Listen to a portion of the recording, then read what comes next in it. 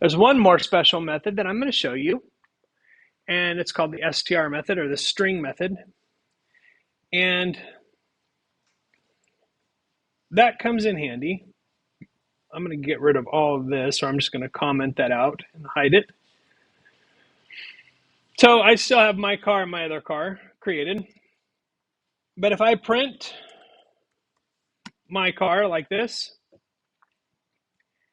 it's not going to say maybe what I think it's going to say. What it says is what that is.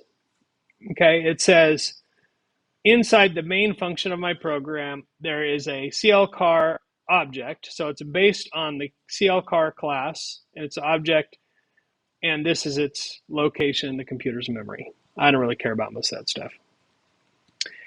But the nice thing I can do about this is I can make it print something nicer than what it prints than this stuff here, which isn't really useful. If I want to, I can actually take care of this and make it print something a little bit better.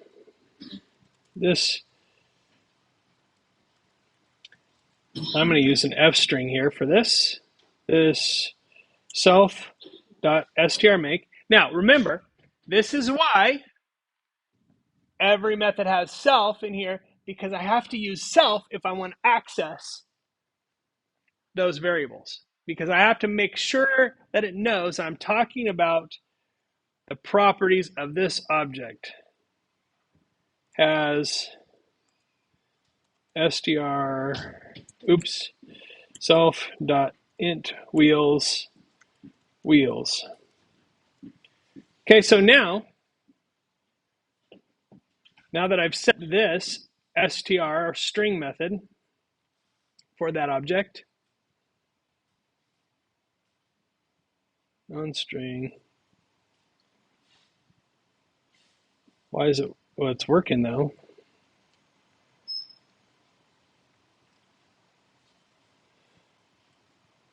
Yeah.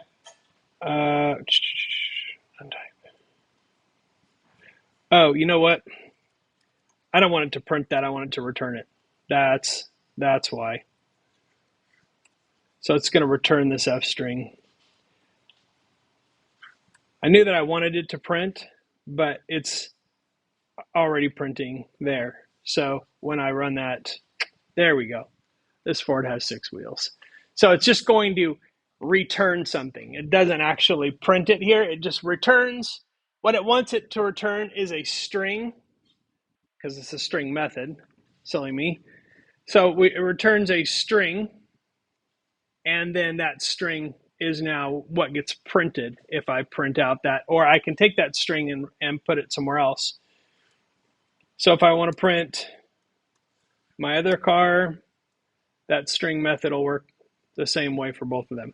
So that's a really handy thing. Sometimes it's nice to have a string that represents that object. Sometimes you want to use that to store information about that object or that class. There's a lot of different ways that you can use the string method creatively. Oh, and if I'd gone to that slide first, I would have seen the return new object description, but that's fine. That's fine.